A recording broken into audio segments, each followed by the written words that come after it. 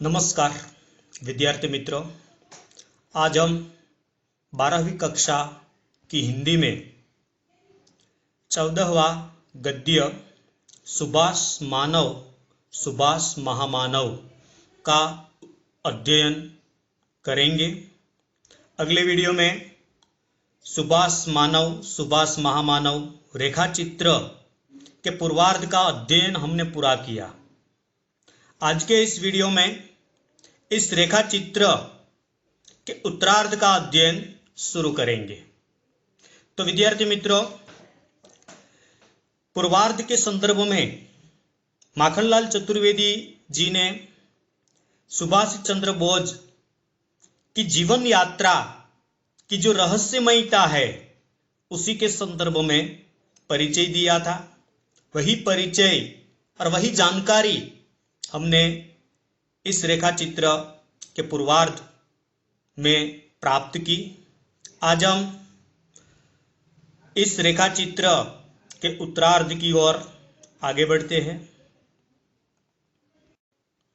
तो विद्यार्थी मित्रों, पूर्वार्ध में माखनलाल चतुर्वेदी जी ने सुभाष चंद्र बोस की जो जीवन यात्रा रहस्यमयी रही इसके बारे में जानकारी दी। वही जानकारी हमने प्राप्त की। आज हम इसी रेखा चित्र में माखनलाल चतुर्वेदी जी द्वारा सुभाष चंद्र बोस का जो जीवन पथ संघर्षमयी रहा इसी के बारे में वो जानकारी प्रस्तुत करते हैं। तो उसी के बारे में हम जानकारी प्राप्त करते हैं। जीवन पथ भी तुम्हारा संघर्षमयी रहा, देश बंधु देवलोकवासी हुए, तब बंगाल का नेतृत्व तुम्हें प्राप्त न था। देश प्रिय सेना गुप्त से संघर्ष हुआ, ऐसा संघर्ष जिसमें तुम्हें पछाड़ मिली। यहां माखनलाल चतुर्वेदी ये लिखते हैं और कहते हैं कि तुम्हारा जीवन पथ संघर्षमयी रहा। संघर्षमयी रहा इसलिए कहते हैं क्योंकि देश बंधु दास की जब मृत्यु हुई, देवलोकवासी यानी कि जब मृत्यु होना, तो जब देश बंधु दास जी की जब मृत्यु हुई तब बंगाल का नेतृत्व तुम्हें प्राप्त होना चाहिए था, लेकिन तुम्हें नहीं मिला था। और इसी कारण तुम्हें सेना गुप्त से संघर्ष हुआ। इसी कारण तुम्हारा सेना गुप्त से संघर्ष हुआ और ऐसा संघर्ष जिसमें तुम्हें पछाड़ मिली यानी कि तुम्हें हार मिली। कांग्रेस के अखिल भारतीय पथ में तुम्हारे सामने जवाहरलाल थे, क्रांतिवादियों का दल, बंगाल का दल और भारी हलचल के बाद भी गांधी जी और मोतीलाल जी के सम्मिलित बल के सामने तुम छोटे पड़ गए। तुम्हें पुनः कलकत्ता कांग्रेस से 1928 में ठोकर मिली। पहले प्रिय सेना गुप्त के सामने संघर्ष हुआ और उसी संघर्ष में सुभाष चंद्र बोस को हार मिली। इसी के बाद दूसरा संघर्ष वह यह था कि जिसमें पंडित जवाहरलाल नेहरू, महात्मा गांधी और मोतीलाल जी के सामने संघर्ष हुआ और उसी संघर्ष में भी सुभाष चंद्र बोस को हार मिली और कलकत्ता कांग्रेस में 1928 में उन्हें ठोकर मिली थी। जब तुम स्विट्जरलैंड की रोगशैया पर पड़े स्वतंत्रता का स्वप्न चित्र बना रहे थे, तब तुमने देशवासियों को चेतावनी दी थी कि गांधी के नेतृत्व से दूर हट जाए। किंतु जब तुम लौटकर भारत आए तब देशभक्त नरीमान, डॉक्टर खरे और न जाने कौन कौन गांधी विरोधी तुम्हें स्वयं नष्ट करने पड़े और गांधी के आशीर्वादों से भरी हरिपुरा कांग्रेस की सभापतित्व की गादी व राष्ट्रपतित्व तुमने स्वयं गांधी और वल्लभ भाई और गांधीवादियों के हाथों ग्रहण किया। इसमें भी कौन हारा, तुम या गांधी? यहां माखनलाल चतुर्वेदी इस बात की जानकारी देते हैं कि जब सुभाष चंद्र बोस स्विट्जरलैंड में जब बीमार थे, रोगशैया पर पड़े स्वतंत्रता के स्वप्न चित्र बना रहे थे। और उसी समय देशवासियों को सुभाष चंद्र बोस ने चेतावनी दी थी कि गांधी के नेतृत्व से दूर हट जाए। लेकिन जब वहां से जब वो भारत लौटे तो वही महात्मा गांधी के आशीर्वाद से हरिपुरा कांग्रेस का सभापतित्व ग्रहण किया था। तो इस स्थिति में भी माखनलाल चतुर्वेदी ये लिखते हैं कि भाई इस स्थिति में जब आपने महात्मा गांधी के आशीर्वाद से हरिपुरा कांग्रेस के सभापतित्व का पद स्वीकारा, तो इस स्थिति में भी कौन हारा, तुम या गांधी? तो यहां पर भी सुभाष चंद्र बोस का जीवन पथ संघर्षमय रहा है। संघर्ष का सामना करना पड़ा। फिर डॉक्टर पट्टाभी से लोहा लेकर गांधी को पीछे ठेलकर तुमने त्रिपुरा कांग्रेस की गद्दी जीती। कितना कटुता, कितनी भर्त्सना, कितने इल्जामों के बीच 103 ज्वर में भी कौन इल्जाम तुम पर नहीं लगा, किंतु तुम्हारी जीती हुई गद्दी पर राज किसने किया? यहां भी तुम्हारे सामने कठोर संघर्ष था, तुम्हें हारना पड़ा। कलकत्ता तुमने कांग्रेस की गादी छोड़ दी। यहां भी एक और संघर्ष पथ के बारे में भी माखनलाल चतुर्वेदी जानकारी देते हैं। और वह संघर्ष वह रहा कि डॉक्टर पट्टाभी के साथ सुभाष चंद्र बोस ने किस तरह से लोहा लिया। और उसी समय सुभाष चंद्र बोस पर कितनी कटुता, कितनी भर्त्सना, कितने इल्जाम लगाए गए थे।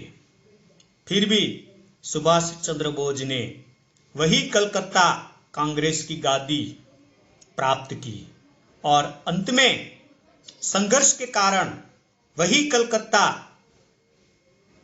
की कांग्रेस की गादी जो थी, जो सुभाष चंद्र बोस ने प्राप्त की थी, वही गादी वह छोड़ देते हैं। क्यों छोड़ देते हैं? क्योंकि संघर्ष के कारण। तो यहां पर भी सुभाष चंद्र बोस की हार हुई। वह भी एक दिन था, तुमने सोचा, तुमने ठाना, शुरू किया कि कांग्रेस जैसी एक समांतर बलशालिनी संस्था का निर्माण करोगे, और मेल किया श्री फजलुल हक से, जो तुम्हारे बाद लीग के जहर से बंगाल को भूखा मारने और दंगों में भून डालने में ही सफल हुए। कांग्रेस से इस्तीफा देने के बाद सुभाष चंद्र बोस ने सोचा कि कांग्रेस जैसी समांतर बलशालिनी संस्था का निर्माण करे, और इसी संस्था का निर्माण किया भी फजलुल हक के साथ मिलकर। लेकिन यहां माखनलाल चतुर्वेदी जी लिखते हैं कि तुम्हारे बाद लीग के जहर से बंगाल को भूखा मारने और दंगों में भून डालने में ही सफल हुए। संस्था का जो उद्देश्य था, वह उद्देश्य की पूर्ति में तुम सफल नहीं हुए। इसलिए माखनलाल चतुर्वेदी ने लिखा है कि तुम्हारे बाद लीग के जहर से बंगाल को भूखा मारने और दंगों में भून डालने में ही सफल हुए, किंतु तुम गांधी के साथ जेल में बैठकर माला जपने को तैयार न थे। तुम युद्ध को प्रभु द्वारा प्राप्त स्वर्ण संधि समझते थे और भारतीय आजादी के लिए उसका उपयोग करने के लिए इतने निश्चिंत थे कि प्राण जाए तो भी तुम उस अवसर को छोड़ने के लिए तैयार न थे। ऐसे निश्चय के लोगों के भाग्य में फूलों की सैया कभी नहीं रही होती। उनके गले में पड़े फूलों के हार विश्व के सुगंधायमान अस्तित्व की क्षणिकता के सिवा और क्या व्यक्त करते हैं। यहां माखनलाल चतुर्वेदी इस बात की जानकारी देते हैं कि सुभाष चंद्र बोस महात्मा गांधी जी के साथ जेल में थे। तब महात्मा गांधी जी ने माला फिरने का आग्रह किया, तो सुभाष चंद्र बोस ने स्पष्ट शब्दों में इनकार कर दिया था, क्योंकि वो माला फिरने में समय बर्बाद नहीं करना चाहते थे। क्योंकि वो तो यही मानते थे कि युद्ध प्रभु द्वारा प्राप्त स्वर्ण संधि समझते थे, क्योंकि युद्ध को तो वो प्रभु द्वारा मिला स्वर्ण संधि समझते थे। इसीलिए वो भारत को अगर युद्ध के बल पर भी स्वतंत्रता दिलानी है या आजाद कराना है तो युद्ध के लिए सुभाष चंद्र बोस तैयार थे, और वही युद्ध में अगर अपने प्राण भी देने पड़े तो भी इस अवसर को छोड़ने वाले नहीं थे। इसीलिए यहां माखनलाल चतुर्वेदी लिखते हैं कि अगर युद्ध में प्राण जाए तो भी तुम उस अवसर को छोड़ने के लिए तैयार न थे। युद्ध करना चाहते थे सुभाष चंद्र बोस अंग्रेजों के खिलाफ, क्योंकि वो मानते थे कि इस देश से अंग्रेजों को भगाना है, और उसके लिए अगर युद्ध ही अंतिम शस्त्र है तो वह करने के लिए भी वो तैयार थे, और इसके लिए अगर प्राण भी देने पड़े तो इसके लिए भी वो तैयार थे। और ऐसे निर्णय करने वाले लोगों के भाग्य में फूलों की सैया नहीं होती, उसके भाग्य में तो संघर्ष ही संघर्ष होते हैं, और एक संघर्ष को निपटाकर दूसरे संघर्ष को भी मुकाबला करते करते वे आगे बढ़ते हैं। इसीलिए माखनलाल चतुर्वेदी यहां लिखते हैं कि ऐसे निर्णय के लोगों के भाग्य में फूलों की सैया कभी नहीं रहती, और ऐसे लोग अपने गले में पहने हुए फूलों के हार, यानी कि फूल का हार जिस प्रकार सुगंध प्रस्तुत करती है, वैसे ही ऐसे लोग अपने संघर्षों का मुकाबला करते अपने कार्यों की जो सुगंध है वह सारे देशवासियों को देते हैं, जो क्षणिक होती है, जो प्रस्तुत करते हैं। तुमने अपनी दृढ़ता को कभी भी अवसरवादिता की गंदी चादर से नहीं ढका। बड़े तुम्हारी पूजा के पात्र थे, तुम्हारे पथ भंग के करने के हकदार नहीं। तरुण तुम्हारी सेना के सिपाही थे, माता पर कुर्बान करने की हवन सामग्री। तुम्हारे प्यार, दुलार, रोमांस और चुंबन में से कुर्बानी के यज्ञ धूप की सुगंध आती थी, और सिर उतारने के रक्त बिंदु उनमें से चू उठते थे।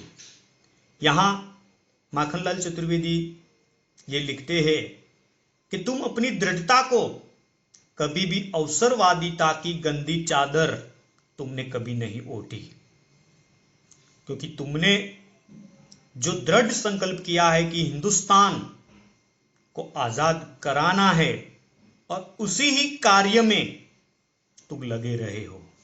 कभी भी आपने अवसरवादिता की गंदी चादर नहीं ओढ़ी। बड़े तुम्हारे पूजा के पात्र है, लेकिन तुम्हारे पथ भंग करने के हकदार नहीं। बड़े लोगों को सुभाष चंद्र बोस पूजा के पात्र मानते थे, लेकिन वही बड़े लोग अगर उसके पथ भंग करे तो उसे वो बर्दाश्त नहीं करते थे। तरुण का मतलब होता है युवा।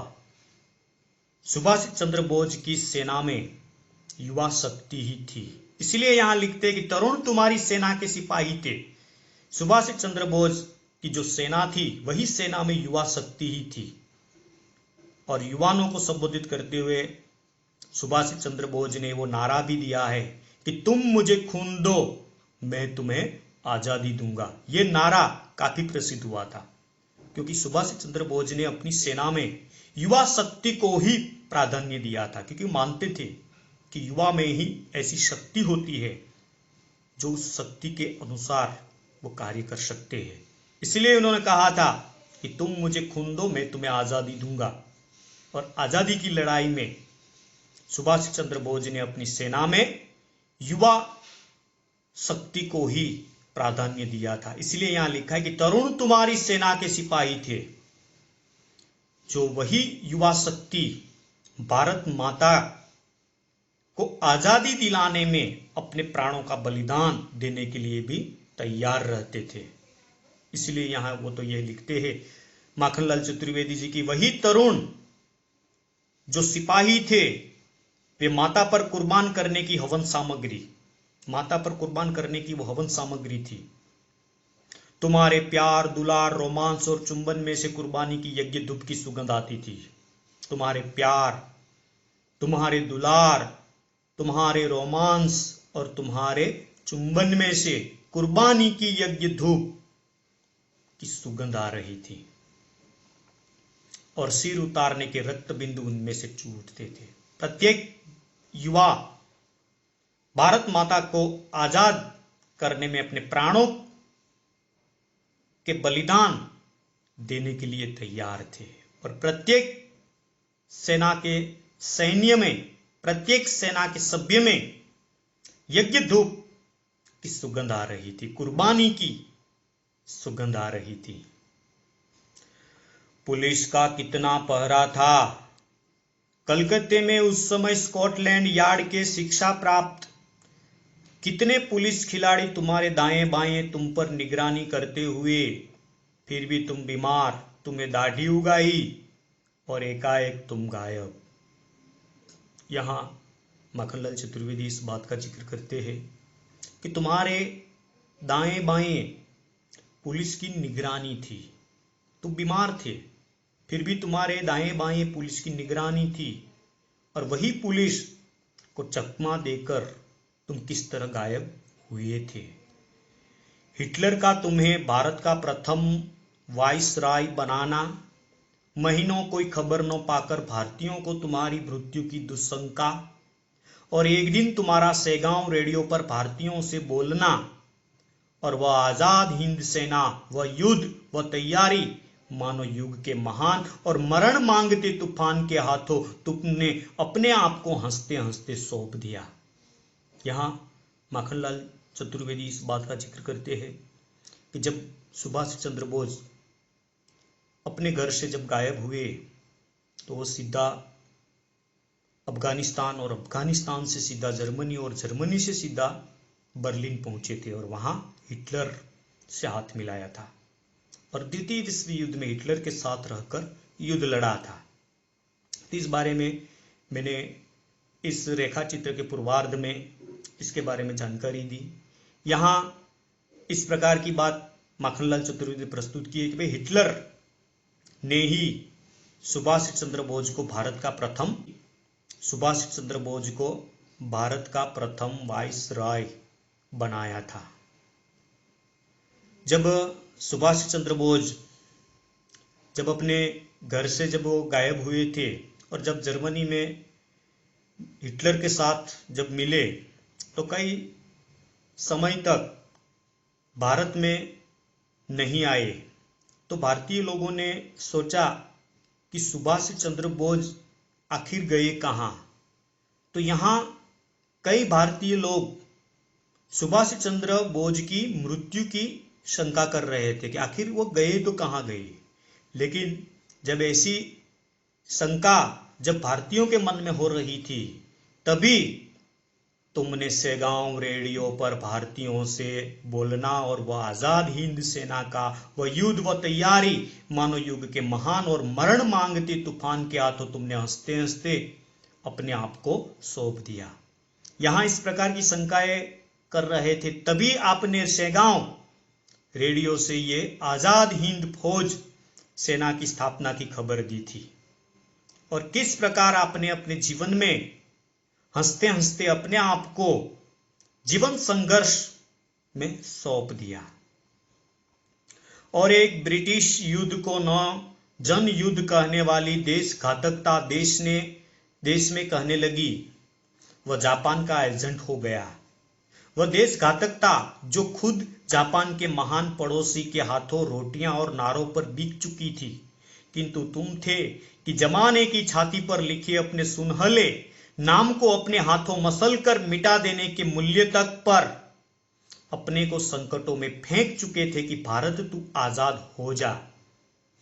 यहां माखनलाल चतुर्वेदी इस बात का जिक्र करते और लिखते हैं कि भारत में कई ऐसे लोग थे जो आपको जापान का एजेंट मानते थे।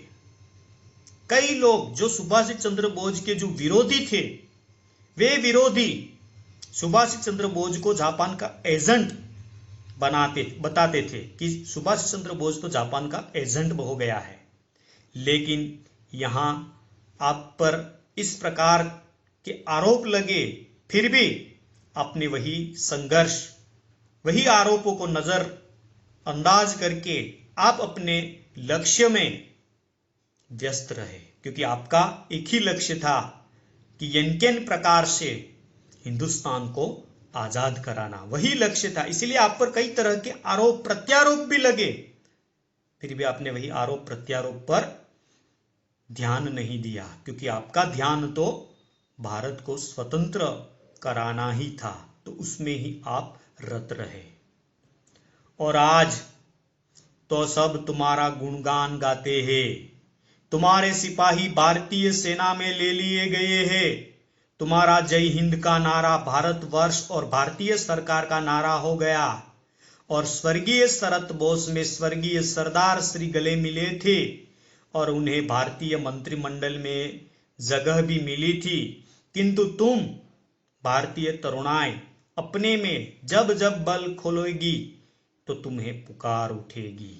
तो यहां माखनलाल चतुर्वेदी इस बात का जिक्र करते हैं कि जब तुम ऐसे संघर्षों का मुकाबला कर रहे थे, तब आपके विरोधी आप पर तरह तरह के आरोप लगा रहे थे, लेकिन जब भारत को स्वतंत्रता मिली, तो स्वतंत्रता मिलने के बाद आपके द्वारा निर्मित सेना को भारतीय सेना में सम्मिलित किया गया।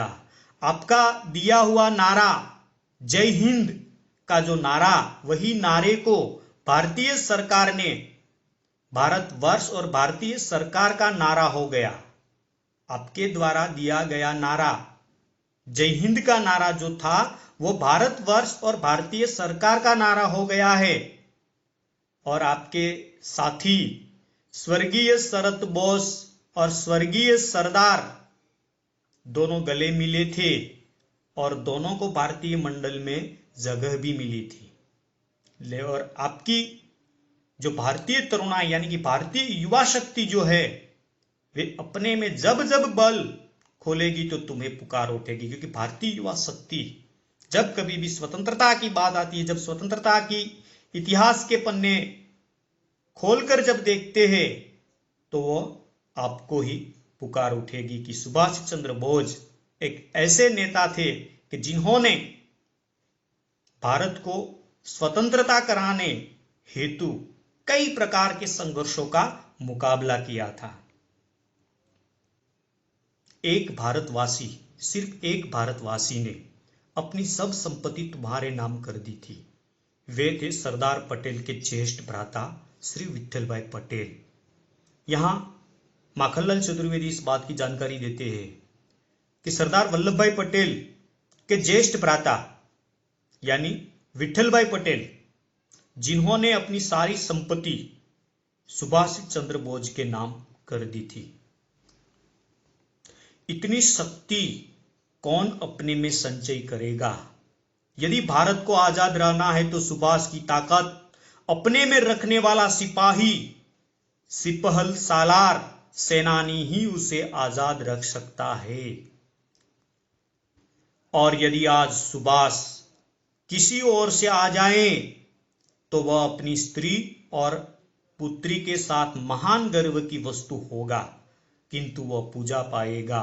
प्रलय का चार्ज तो उसे किसी नौजवान ही को सौंपना होगा। उसकी अनंत असफलताएं और मौत भरी अगणित सफलताएं भारत को संपूर्ण सफल बनाकर गौरवमयी हो गई है। क्रियाशील, स्वप्नदर्शी भक्त और साधक जब अपने संकल्पों पर समर्पित हो संघर्षों पर उतरता है, तब उस व्यक्ति की असफलताएं समाज और समूह की सफलता बनकर देशों के रक्त में लौटती है। अंत में माखनलाल चतुर्वेदी जी सुभाष चंद्र बोस के संदर्भ में जानकारी देते हैं कि सुभाष चंद्र बोस के जीवन रहस्यमयी रहा, जीवन यात्राएं रहस्यमयी रही, जीवन पथ संघर्षमयी रहा, और उसी संघर्षों में किस प्रकार वो मुकाबला करते करते आगे बढ़े, और वही मार्ग में कई असफलताएं, कई सफलताएं उन्हें मिली, और वही सफलता और असफलता समाज और समूह की सफलता बनकर देशों के रक्त में लौटती है। तो विद्यार्थी मित्रों, यहां हम सुभाष मानव सुभाष महामानव रेखा चित्र को पूरा करते हैं। ये रेखा चित्र पूरा होने के बाद शब्दार्थ और टिप्पणी जो है उसे आप अपनी हिंदी विषय की नोटबुक में लिखना। इसके बाद मुहावरे है, कई महत्वपूर्ण मुहावरे यहाँ प्रस्तुत हुए हैं, तो वही मुहावरों को भी आप अपनी हिंदी विषय की नोटबुक में लिख देना। मुहावरे के बाद स्वाध्याय के जो प्रश्न है तो उसमें पहले विकल्प वाले, एक एक वाक्य वाले, 2-3 वाक्य वाले और सविस्तार पूर्वक के प्रश्न जो है वो सारे के सारे प्रश्न आप अपनी हिंदी विषय की नोटबुक में लिख देना। तो आज के इस वीडियो में सुभाष मानव सुभाष महामानव को हम पूरा करते हैं। अस्तु।